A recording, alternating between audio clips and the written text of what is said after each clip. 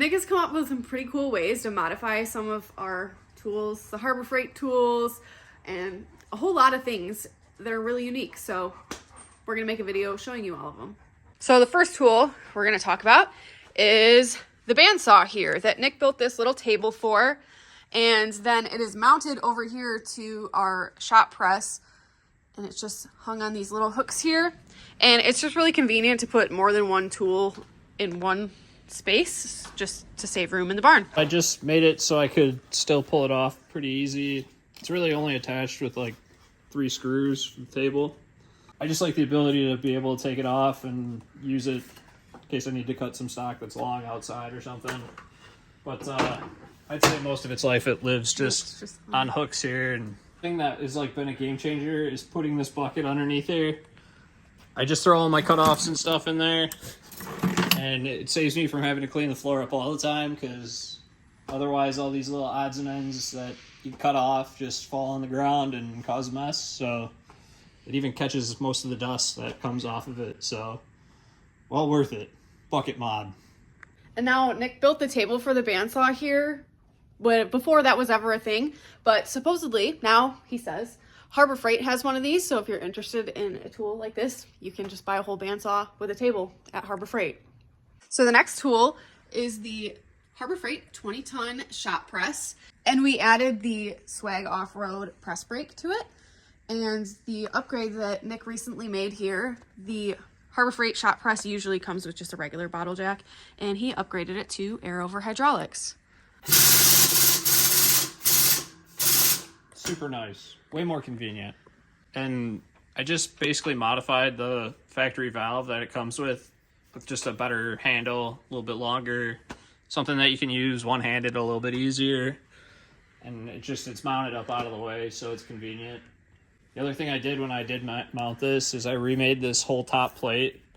And I always find myself looking for like something to help press stuff out, and it's nice to have a spot for it to live. So it's just a piece of channel that I welded up, kind of remade that whole top mount. I was gonna have to either way because this is way bigger than the one that was on there. And this is all mounted on this little rolling cart here, so it doesn't have to live here in the barn. We can move it around wherever it is convenient at the time. Okay, one other thing that Nick's really excited about lately. Single-handedly the best thing that I've ever done in my shop. I've decided, instead of keeping everything in bins and all over the place, I made a bolt bit. And I have like 1/2-inch hardware and 5/16 hardware. That's not 5/16 hardware.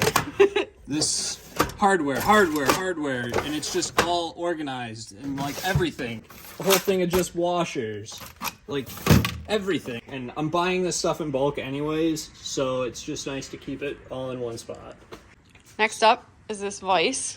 This also has been a huge game changer in my life. So I've been working at a machine shop for 10 years now, and once I found out what these like machinist vices were, and Kurt vices in general, is a complete game changer. These are like one of the best things that you can get if you're going to be drilling holes and stuff.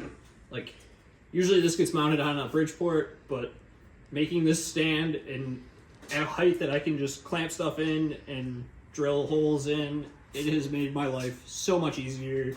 I just made up a stand real quick and has been awesome. It's heavy. Like, I mean, this thing probably weighs like 300 pounds.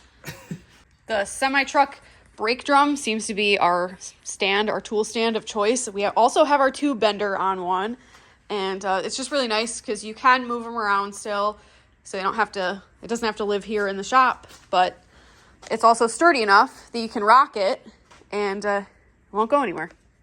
Next up, the one thing that Nick does a lot of is make places to hang grinders. This one is more recent. Once I got this table, it just is convenient to have a place to put your grinders and hang cords up, so I made that one up. So those are the 2 grinders that I almost always have using on that table. Up until I built the vice stand, this was what I was drilling holes in. I don't generally have an engine, so I repurposed my engine stand to have a vise on it. Made up a spot for grinders, loppers even, spot to hang up some wheels on it. Just nice to keep everything in one spot. I think that's pretty much it for now. If you are curious about any of the tools we mentioned or anything else in the shop, leave us a comment below. And yeah, stay tuned. We'll have a lot more Jeep videos coming soon. I know we just fixed the clutch in our cheap Jeep with some TJ parts because the JK parts are all made of plastic and junk. So we have a good upgrade video coming soon for that. And yeah, so make sure to subscribe and stick around for more of our videos.